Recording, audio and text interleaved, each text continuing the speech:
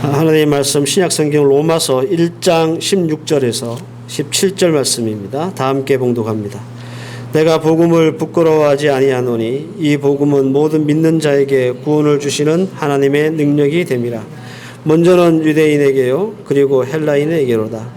복음에는 하나님의 의가 나타나서 믿음으로 믿음에 이르게 하나니 기록된 바 오직 의인은 믿음으로 말미암아 살리라 함과 같으니라. 아멘.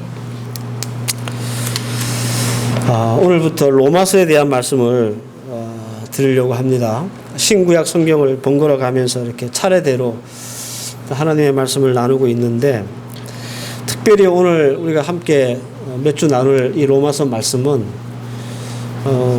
굉장히 중요한 말씀이기도 하지만, 그리고 때로는 또 여러분들이 그 다른 성경보다는 좀 지루함을 느낄 수 있는 그런 말씀이 되지 않을까, 이런 염려도 됩니다.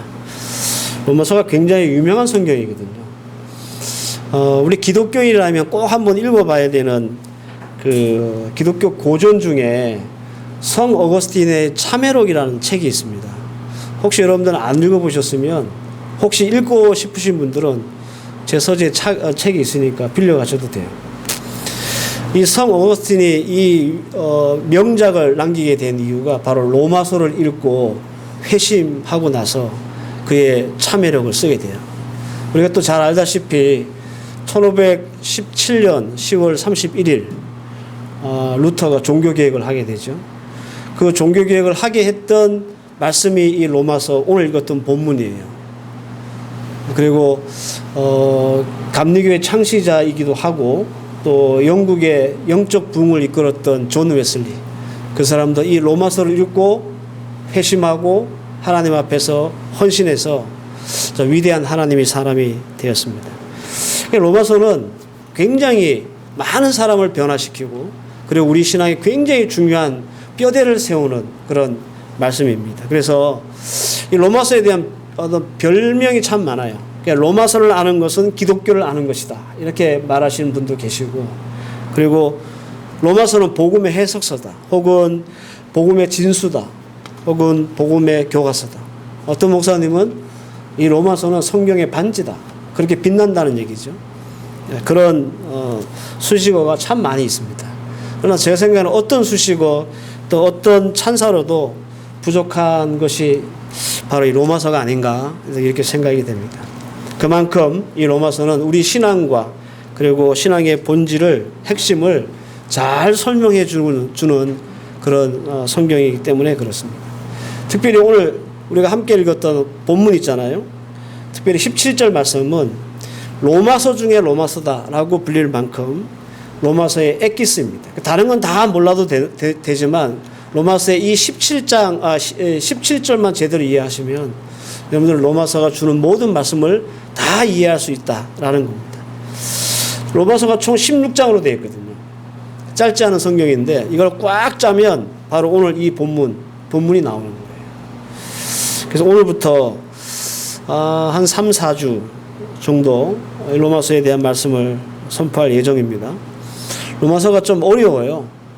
그래서 제가 새로운 성경을 시작할 때마다 여러분들에게 한번 꼭 읽어보시다, 이렇게 말씀을 드리지만, 이거 참 로마서는 그냥 읽기도 좀 헷갈리고 뭔 말인지 잘 모를 만한 그런 어려운 내용입니다.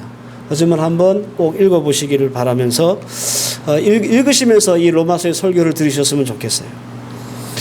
로마서는 설교하는 제 입장에서도 이걸 어떻게 설명을 하고 설교를 할까 굉장히 부담되는 말씀이기도 하고, 듣는 여러분들도 도대체 이게 뭔 말인가 싶을 정도로 헷갈리는 그런 부분들이 많아요.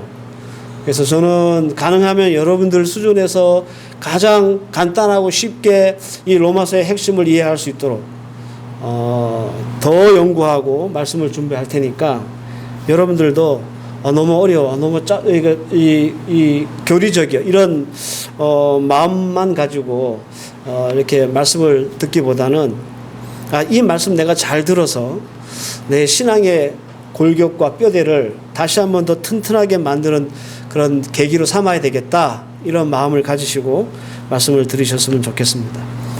본격적으로 우리가 하나님의 말씀을 듣기 전에 로마서 배경을 제가 설명을 좀 드려야 됩니다. 제가 매번 성경을 시작할 때마다 그 성경이 어떤 배경을 가졌는지에 대한 말씀을 드렸잖아요. 그래야 그 성경이 말씀하고 있는 내용들을 우리가 구체적으로 이해할 수 있기 때문에 그렇습니다. 근데 로마서의 배경을 이해하는 것은 그 어떤 배경을 이해하는 것보다 중요합니다. 그래야 이 어려운 로마서에 대한 말씀들이 이해가 되는 거예요. 로마서의 배경을 이해하기 위해서 우리는 몇 가지 질문을 먼저 해야 됩니다. 첫 번째, 어떤 질문을 해야 하냐면 로마 교회는 누가 세웠는가라고 하는 질문이에요.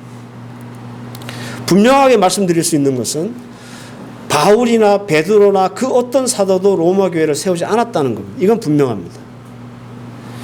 그러면 누가 이 로마의 교회를 세워서 로마에 이렇게 많은 성도들이 있었는가? 이제 여기는 추측을 할 수밖에 없어요. 사도행전 2장에 보면 오순절 성령 강림 사건과 연관이 있습니다. 2장 10절을 보면 그 오순절날 하나님께서 특별한 은혜를 베풀어 주셔서 성령 강림을 체험하잖아요. 그때 베드로가 성령 충만해져가지고 오순절 절기를 지키러 왔던 많은 유대인들과 지방의 많은 사람들에게 설교를 하게 돼요. 그때 그 설교를 들은 사람 중에 로마인들이 있었습니다. 사도행전 2장 10절 말씀을 보면 브르기아와 밤빌리아와 애국과 구레네에 가까운 리비아와 여러 지방에 사는 사람들과 로마로부터 온 나그네 곧 유대인과 유대교에 들어온 사람들과 오순절을 지키기 위해서 타 지역에서 많은 사람들이 왔다는 거죠. 그때 성령 충만한 베드로가 힘을 얻어서 담대하게 그들에게 하나님의 말씀을 전했습니다. 그때 하나님의 말씀을 들었던 사람들 중에 로마에서 온 사람이 있었는데 두 부류예요. 하나는 유대인이었다가 유대인으로서 유대교를 믿고 그래서 절기를 지키러 온 사람들. 또 하나는 로마 사람인데 이 사람들이 로마에서 유대교로 개종해서 오순절을 지키기 위해서 같이 유대인들과 함께 예루살렘에 왔던 사람들인 거예요. 때문에 추측컨대 이 사람들이 베드로의 설교를 듣고 예수를 믿게 되어서 다시 로마로 돌아가서 자체적인 교회 공동체를 세워가지고 로마의 교인들이 성도들이 생긴 것이 아닌가 이렇게 추측한다는 거죠. 제가 추측이라고 말씀드리는 이유는 이것을 증명할 수 있는 문서가 없어요. 그래서 우리는 추측을 하는 겁니다. 하지만 가장 타당한 추측이고 합리적이고 가장 가능성이 높은 추측입니다. 그래서 지금은 로마 교회를 누가 세웠는가라고 하는 질문에 대부분 정답은 이 추측을 가지고 답을 합니다. 누가 세웠다고요? 오순절날 하나님의 말씀을 들었던 로마에서 온 성도들, 은혜 받은 성도들이 이 로마 교회를 세운 거예요. 그리고 은혜를 받은 성도라 함은 유대인으로서 유대교를 믿다가 그리스도교로 개종한 사람들, 그리고 원래 로마 사람이었다가 유대교를 믿었는데 다시 하나님의 말씀을 듣고 그리스도인으로 개종한 헬라인들, 이 사람들이 은혜 받은 성도였고 로마에 다시 돌아가서 교회를 세운 사람들이었다라는 겁니다. 이거 중요한 포인트입니다. 중요한 배경이 됩니다. 두 번째는 바울이 자신도 한 번도 가보지 않았던 이 로마에 있는 성도들에게 왜 편지했는가라고 하는 질문입니다. 이 질문에 우리가 답을 하기 위해선 사도행전 18장에 나오는 글라디오 황제가 유대 사람들을 추방했던 추방령에 대해서 좀 알아야 됩니다. 사도행전 18장 2절을 보면 아굴라라 하는 본도에서 난 유대인 한 사람이 한 사람을 만나니 글라우드가 모든 유대인을 명하여 로마에서 떠나라 한 거로 그가 그 안에 브리스길라와 함께 이탈리아로부터 새로 온지라 이렇게 말합니다. 로마의 네 번째 황제 이름이 글라디오입니다. 이 사람이 제위 9년 만에 AD 49년째 되는 해에 로마에 거주하는 모든 유대인들을 다 추방하는 추방령을 내려요. 이게 소위 나사렛 칙령이라고 하는 건데 이때 아굴라 브리스길라도 추방을 당하게 되어서 어디로 오냐면 그때 베드로가 있었던 고린도로 오게 되는 거예요. 거기서 우연찮게 고린도에서 바울을 만나서 거기서 복음을 함께 전하기 시작한 거죠. 그 헬라 역사가인 그 에스토니우스라고 하는 사람이 있습니다. 이 사람이 글라우디오 황제의 생이라고 하는 책을 썼는데 그 책의 25장 4절 말씀에 보면 이렇게 기록되어 있습니다. 이건 비기독교 역사 자료예요. 뭐라고 되어 있냐면 글라우디오 황제는 크레스트 투스의 선동에 의하여 유대인 사회에서 상습적으로 야기된 소유 사태로 인해 모든 유대인을 로마에서 추방하였다. 이렇게 기록되어 있어요. 그러니까 성경의 기록과 비성경적 자료와 일치하는 거죠. 역사적 자료와. 우리 아까 제가 읽어드린 사도행전 18장 2절 말씀에는 그 황제가 유대인을 그냥 추방했다라고 간단하게 나와 있기 때문에 우리는 이것을 그렇게 깊이 생각하지 않습니다. 아, 그런가 보다. 쫓겨났는가 보다. 이렇게 생각한단 말이에요. 그런데 그 속을 들여다보면 이 사건은 굉장히 큰 사건이에요. 로마 안에서. 당시 로마의 인구가 한 80만 정도 되었다고 합니다. 그런데 그 80만 인구 중에 유대인들이 몇 명이었냐? 4만에서 5만이었어요. 그러니까 한 5%에서 6% 정도 되는 거죠. 여러분, 지금 미국 인구의 1%가 유대인이에요. 그런데 그 1%의 유대인들이 미국 사회, 정치, 문화, 사회, 군사, 경제 얼마나 많은 영향력을 끼치고 있습니까? 그런데 당시 로마의 4에서 5에서 6% 되는 사람들이 유대인이었는데 이들이 쫓겨났단 말이에요. 더구나 당시 유대인들은요, 이 로마 사람들과 함께 이 로마의 경제를 양분하고 있었어요. 그러니까 로마의 경제를 돌리는데 50%는 유대인들이었단 말이에요. 이게 얼마나 로마의 경제가 큰 타격을 입었겠습니까? 이 사람들 다 내쫓았는데. 이런 큰 손실을 감수하면서까지 유대인을 추방할 수밖에 없었던 이유가 있어요. 이 소요 사태라는 것이 심각한 수준이었기 때문에 그렇습니다.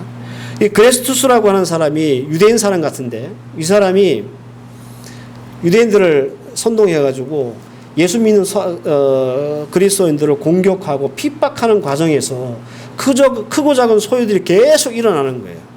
아마도 같이 회당에서 예배를 드리기 위해서 모였다가 이런 핍박을 그리스도인들이 받게 되고 이로 인해 소요가 일어났던 것 같아요. 이 점이 무슨 의미냐 하면 유대인들이 쫓겨난 이유가 원래 유대교 사람들이 그리스도인 사람들을 핍박하는 과정에서 소요가 일어났다는 거잖아요. 그러니까 당시에 그리스도인들이 로마에 상당히 많았다는 것을 의미하는 거예요. 이런 거죠. 한국 땅에 중국 사람들이 와가지고 막 강력 범죄 저지르고 막 사고치고 그러면 추방하잖아요. 그래서 뭐 이런 겁니다. 아, 다 귀찮으니까 중국 사람 다 나가. 이런 케이스인 거예요. 이 시점에서 여러분들 우리가 이상하게 생각해야 될 점이 하나 있습니다. 유대인들이 다 추방되었어요. 그런데 왜 바울이 로마에 있는 성도들에게 편지를 했을까? 앞서 제가 로마인들이 유대인들을 추방한 날짜가 AD 49년이라고 했습니다. 굉장히 큰 경제적인 손실이 있었다고 그랬죠. 그래서 글라우디오 황제가 죽고 나서 그 다음 황제가 누구냐면 그 유명한 네로 황제예요. 아주 악랄한 놈이죠. 이 네로 황제가 황제가 되자마자 제일 먼저 한 일이 뭐냐면 유대인들을 다시 귀환시켜요. 왜요? 경제가 지금 개판이거든요. 이들이 없으면 경제가 안 돌아가거든요. 그래서 그 악랄했던 네오가 유대 사람들을 다시 귀환을 시키는 거예요. 그런데 이것이 로마서를 보낸 이유와 무슨 상관이 있을까요? 바울이 로마서를 보낸 것은 AD 57년입니다.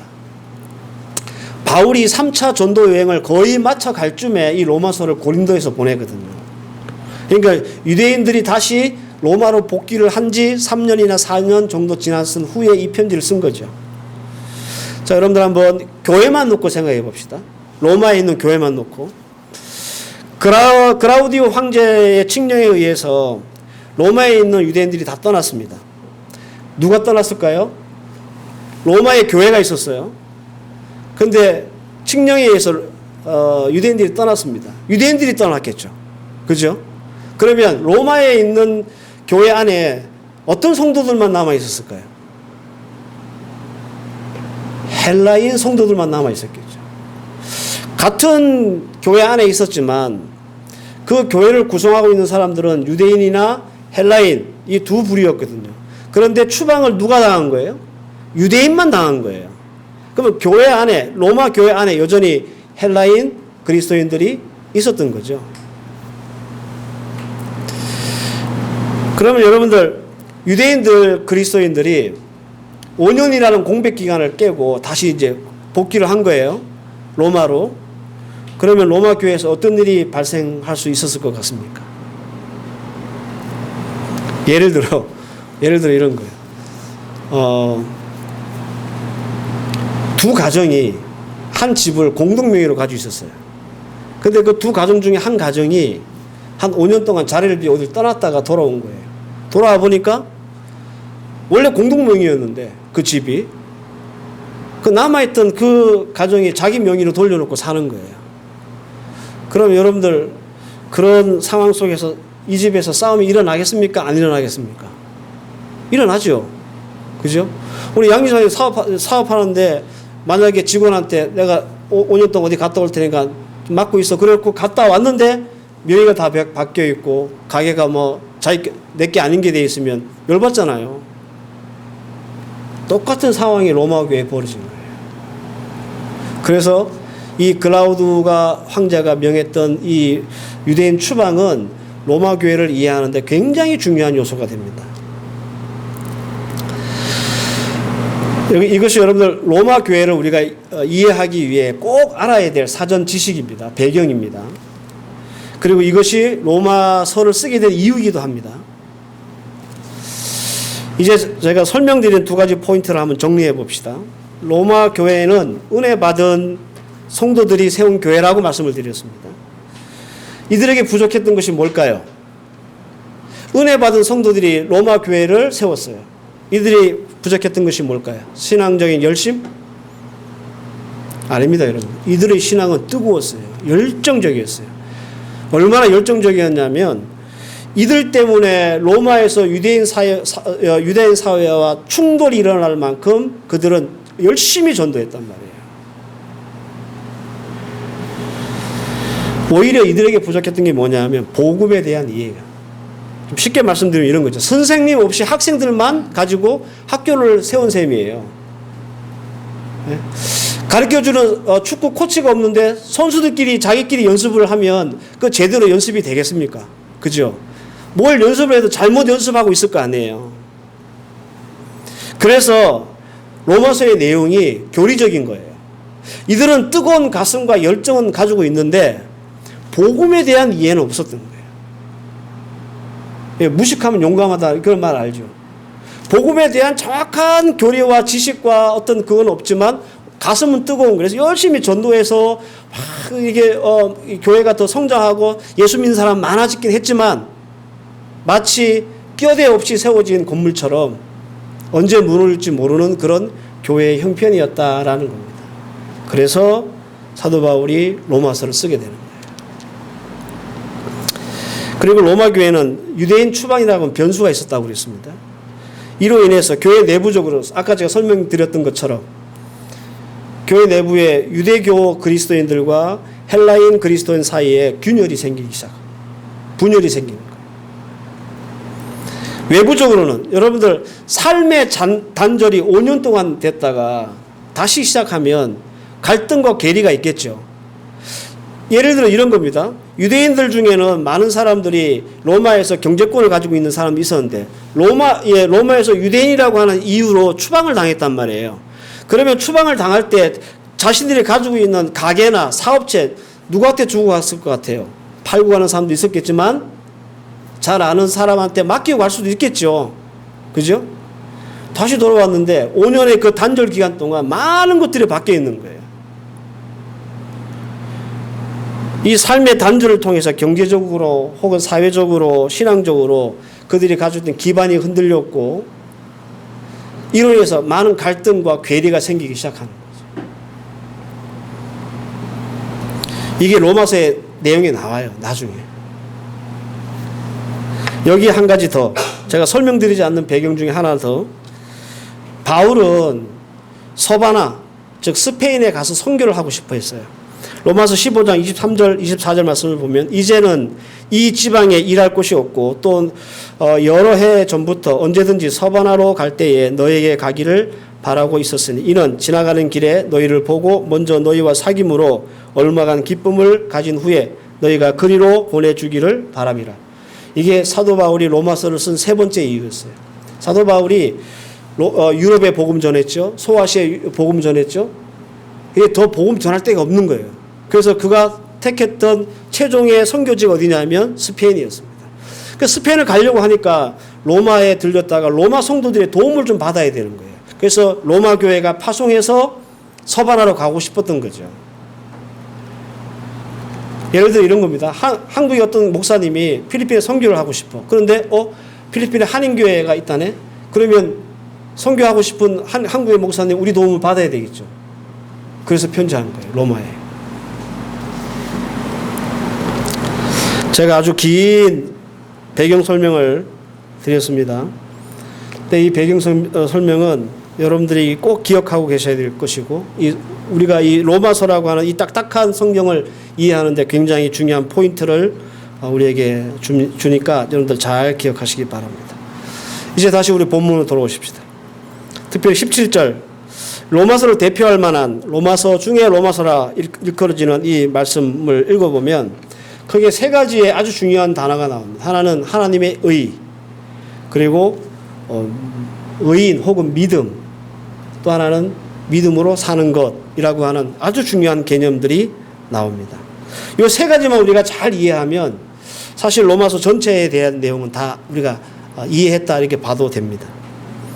성도들이 참 어렵게 느껴지는 개념들이에요. 예를 들어서 여러분들 하나님의 의가 뭡니까? 제가 이렇게 물어보면 이거 알 것도 같고 모를 것도 같고 헷갈리잖아요. 이 개념이 참 쉬운 것 같지만 어려워요.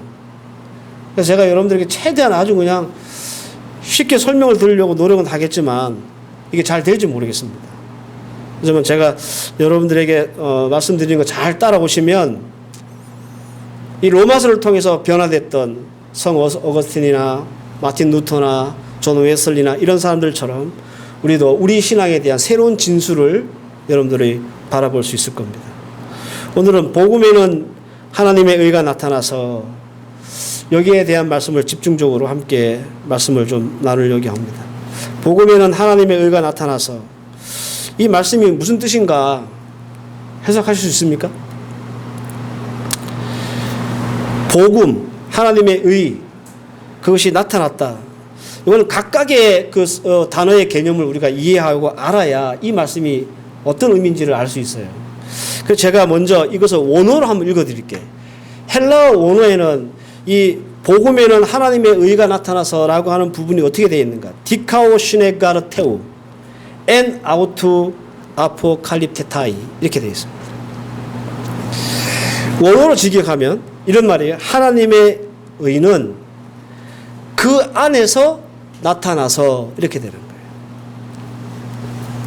한글 성경과 원어 성경의 중에 눈에 띄게 다른 게 있죠. 뭐죠? 복음이라고 하는 단어예요.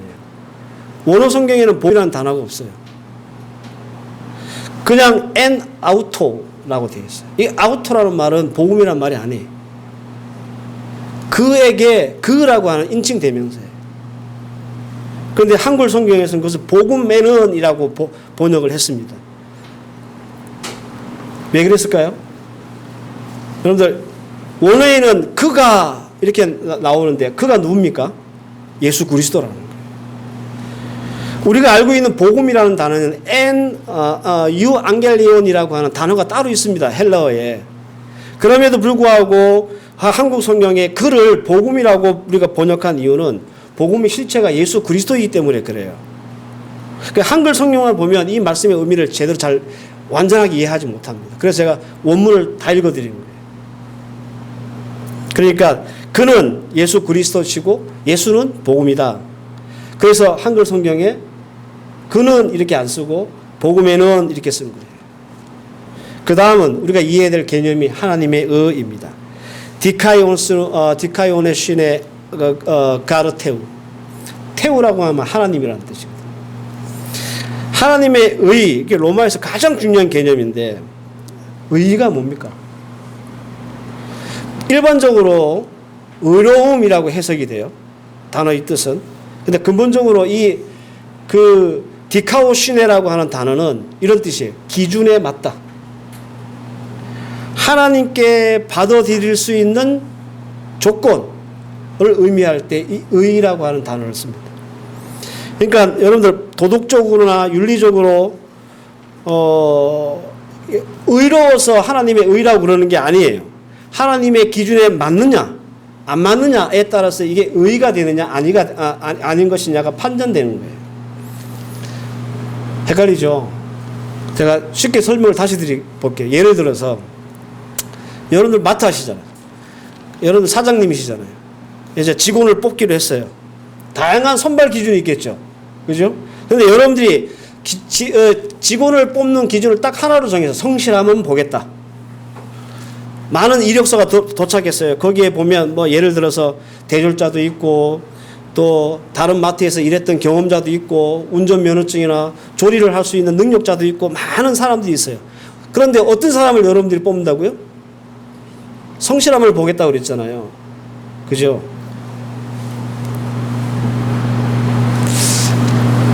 다른 좋은 조건들이 많아요. 대학 졸업하고 운전도 할 수 있고 조리도 할 수 있는 많은 조건들이 있지만 내가 정한 것은 내 직원을 내가 뽑을 때 내가 정한 것은 성실함만 보겠다고 뽑았기 때문에 여러분들 내 마트에서 내가 정한 기준으로 직원을 뽑는데 그게 불이야. 그 옳고 옳은 일이 아니야. 얘기할 수 있습니까? 없습니까?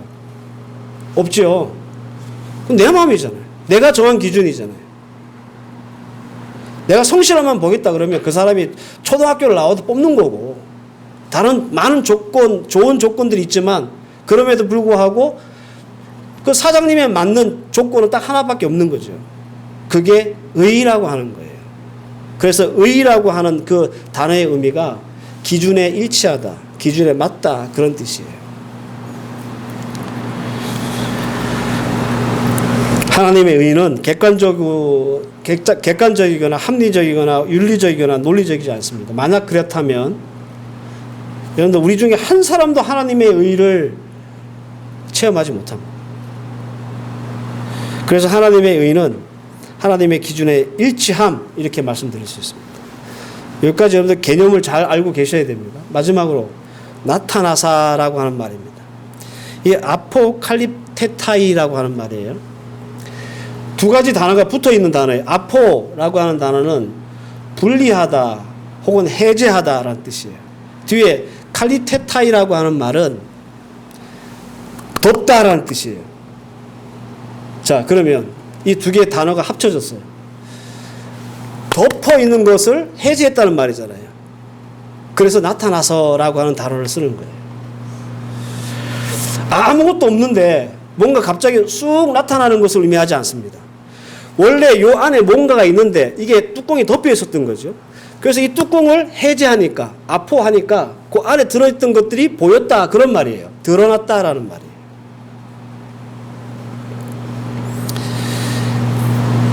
어려운 개념 아니죠? 예, 이해할 수 있는 개념입니다. 자, 그러면 제가 이제껏 이 세 가지 단어에 대해서 설명을 드렸습니다. 복음에는 하나님의 의가 나타나서 라는 말을 원어의 뜻대로 맞춰서 다시 한번 제가 해석을 해드리면 이런 뜻이 되는 거예요. 하나님의 의는 예수 안에서만, 즉 복음 안에서만 그 덮개를 벗어 드러난다라는 뜻이 됩니다. 이해를 돕기 위해 말씀 하나 더 드리면 로마서 3장 22절 말씀에 곧 예수 그리스도를 믿음으로 말미암아 모든 믿는 자에게 미치는 하나님의 의인이 차별이 없느니라 이렇게 말합니다. 하나님의 의, 이건 구원을 말하는 거거든요. 여러분, 하나님의 의가 왜 구원이 되냐면 구원의 조건이 뭡니까? 제가 하나님의 의는 윤리적이지도 않고 합리적이지도 않고 논리적이지도 않다 그랬어요. 만약에 그런 조건이었다면 우리는 한 사람도 하나님의 의를 체험할 수 없다고 그랬습니다. 하나님의 의는 우리가 얼마나 돈 많이 벌고 얼마나 많이 정직하고 이런 거 안 보시는 거예요. 하나님의 기준에 맞지 않아요. 그거는 하나님의 기준은 그게 아니에요.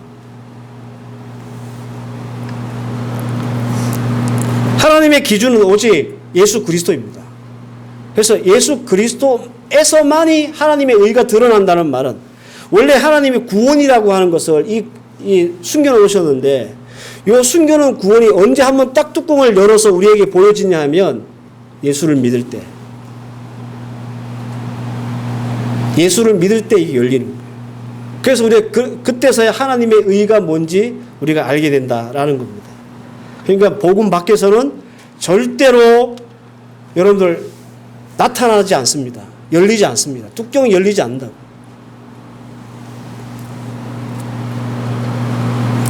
앞서 제가 말씀드렸던 예를 다시 돌아가서 마트 사장님이 어떤 직원을 뽑는다라고 하는 것을 구원이라고 생각해 봅시다. 이게 하나님의 의라고 그랬잖아요. 그죠? 그러면 채용의 조건이 뭐라 그랬습니까? 성실함만 보겠다 그랬잖아요. 그것은 복음인 거예요. 예수 그리스도인 거예요. 아, 이 사람이 얼마나 양심적인지 윤리적인지 도덕적인지 사회적으로 성공했는지 돈을 얼마나 많이 벌었는지 얼마나 재능이 있는지 이거 안 보고 뭐만 보겠다는 거예요. 예수만 보겠다는 거예요. 내가 직원을 뽑는데 학력, 경력 다 안 보고 뭐만 본다고? 성실함만 보겠다는 것과 똑같은 이치예요.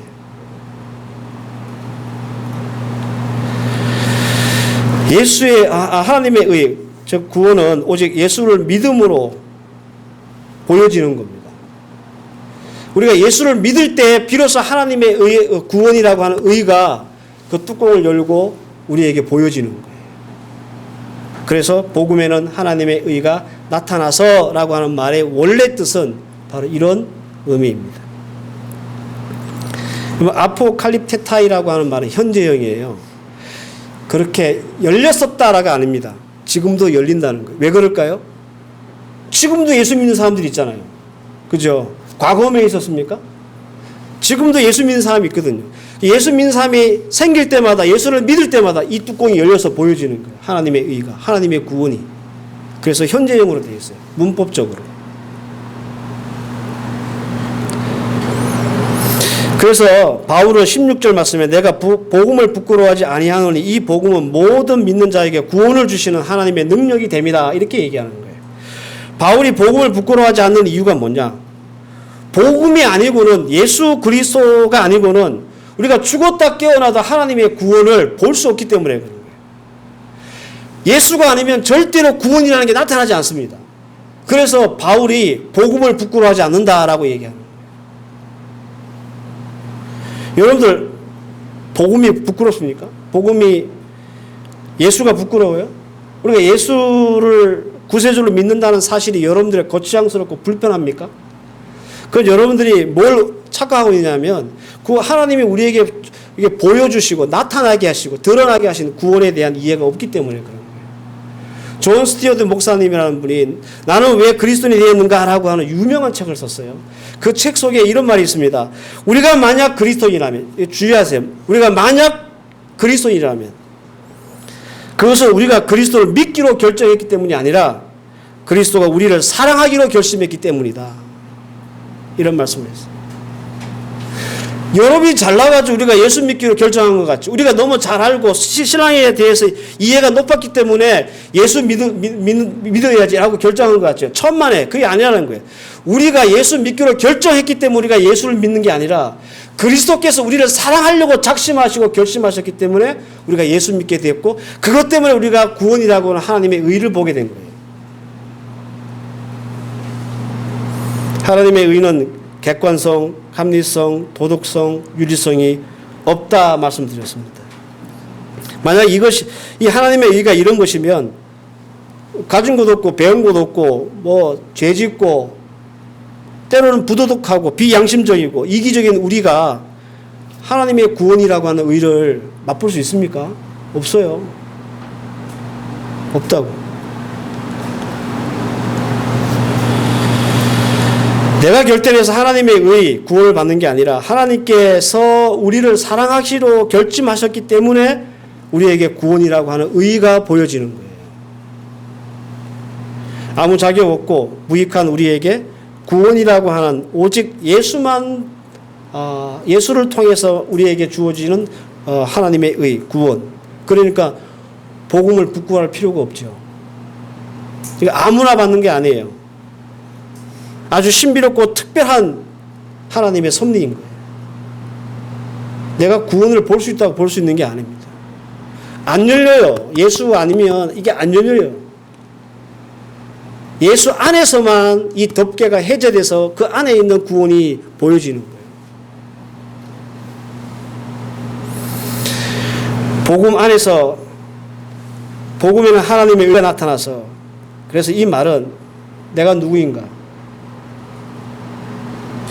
내가 누구인가에 대한 원초적인 질문일 뿐만 아니라 동시에 나는 얼마나 특별한 사람인가를 생각하고 각인하는 그런 말씀인 거예요.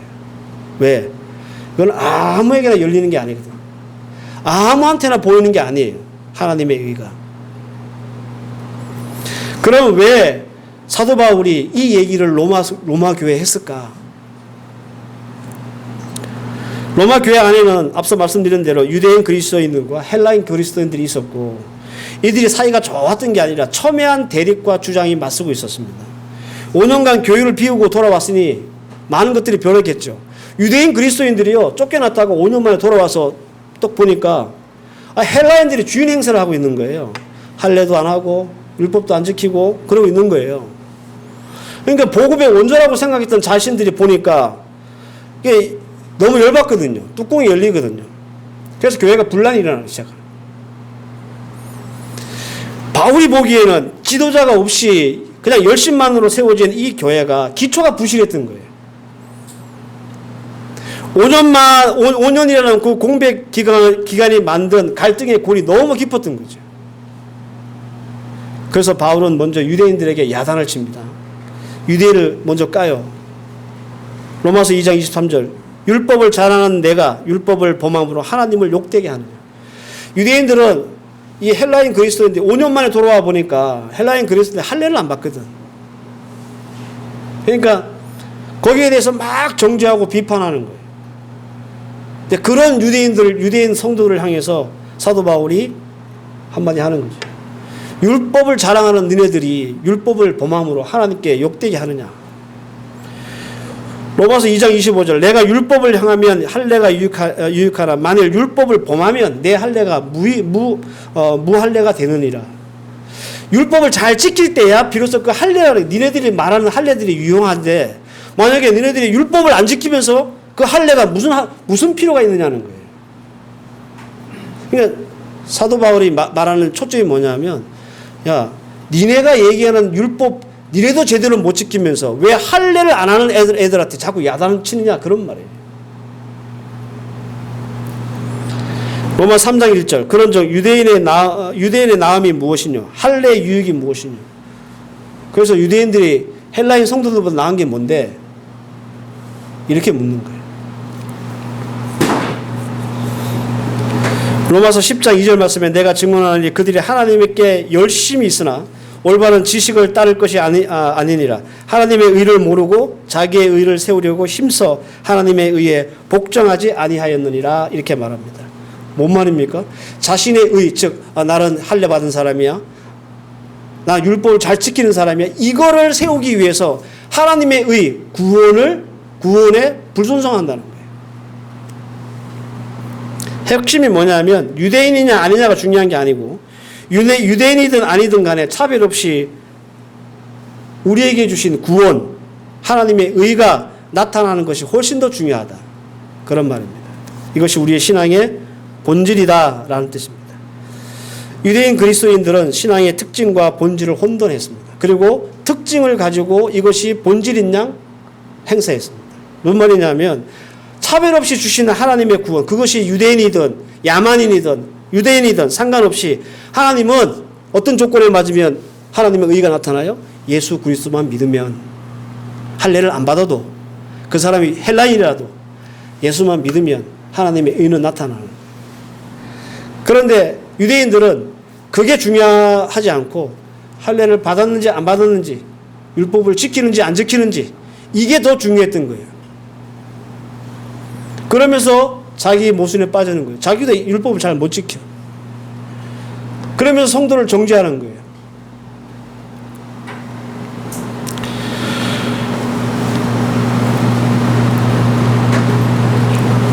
구별 없이 차별 없이 우리에게 주시는 하나님의 의.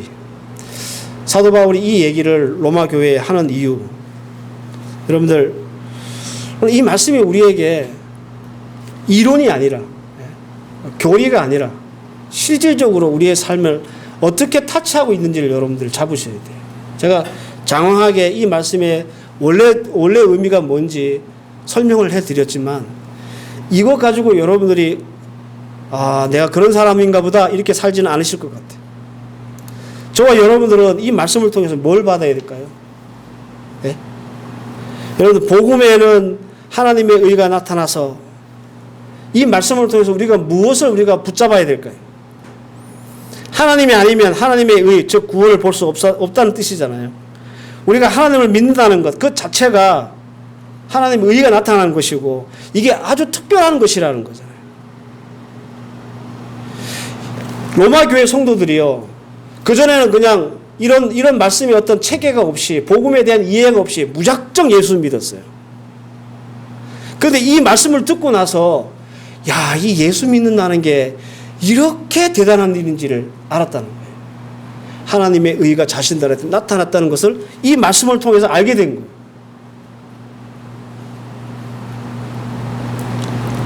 교회에 핍박의 역사가 있습니다. 300년 동안. 여러분 이스라엘 초대교회에 많은 핍박이 있었는데 제일 먼저 그 핍박을 당한 교회가 어디였을까요? 어디였을 것 같아요, 여러분? 데살로니가 교회? 고린도 교회? 예배소 교회? 어느 교회였던 것 같아요? 제일 먼저 핍박을 가장 세게 받은 교회가 로마 교회예요. 로마 교회. 근데 여러분 로마 교회가 얼마나 끈질기게 그 신앙을 지켰느냐면 땅 파고 무덤을 만들어서 동굴에서 지내고 300년 동안 지내면서까지도 그 신앙 잊어버리지 않았어요. 왜일까요? 그들이 막 타오르는 열정과 혹은 열심 때문에? 아니에요. 그거 가지고는 그 모진 핍박과 환난을 이겨낼 수 없어요. 뭐 때문에 이겨냈냐면 바로 이것 때문에 복음에는 하나님의 의가 나타나서 이것 때문에 300년 동안 그들은 땅에서 동굴 파고 거기서 나고 죽으면서까지 신앙생활을 하며 지켰던 거예요. 여러분 우리가 하나님 앞에서 신앙생활을 한다라고 한다고 얘기하면서 자꾸 넘어지잖아요. 조그만 바람이 불어도 흔들리잖아요. 왜 그런지 아세요? 이게 없어서 그래요. 내 구원이 하나님의 의를 내가 어떻게 받는지를 내가 모르기 때문에 이게 내가 체감이 안 되기 때문에 내 신앙과 믿음 생활이 우스운 거예요. 이거 그냥 막 한 주간 빠져도 그만이고 안 나가도 그만이고 예배 안 드려도 그만이고 이렇게 생각하는 거예요. 그런데 로마 교회 성도들이 이 편지를 받고 그 믿음이 새로워지고 그 뼈대가 잘 세워져 가지고 로마에서 행해진 모든 그 핍박과 환난이라는 어마어마한 그 폭풍우를 300년 동안 이겨내는 힘이 되었다니까요.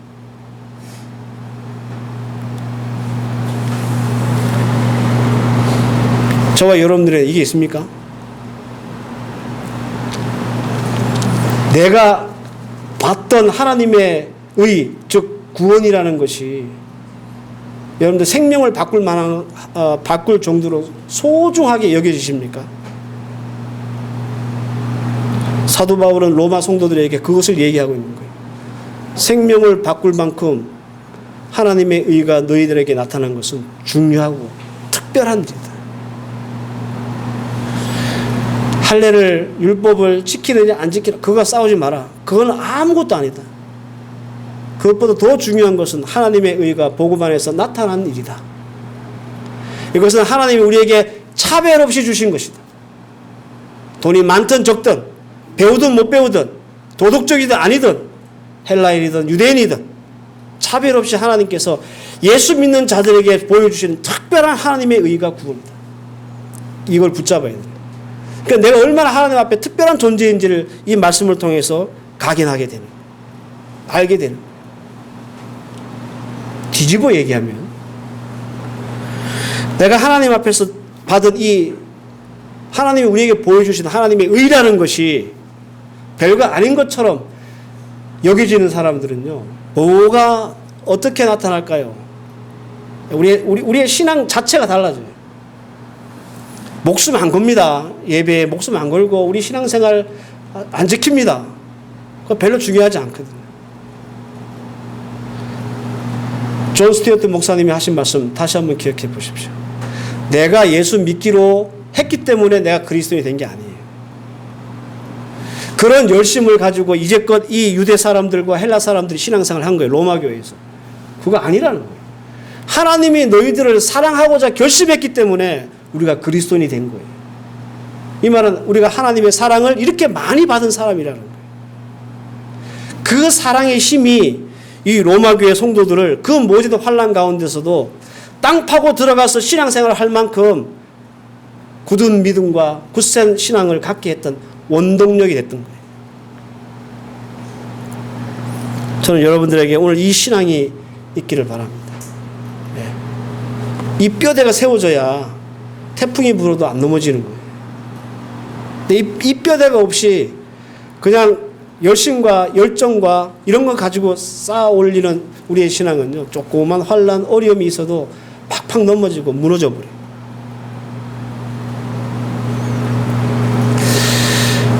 이 하나님의 의가 우리의 신앙을 지속 가능케 한다는 것을 꼭 기억하십시오. 그리고 여기에서부터 우리의 신앙이 출발하는 거예요. 여기 있다 하는 거예요. 여기서부터. 이게 돼야 그 다음 게 있는 겁니다.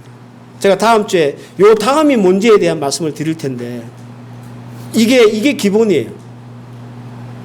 여기서부터 이 기초 위에서 여러분들이 신앙생활을 하나씩 쌓아 올리시고 시작할 수 있기를 바랍니다.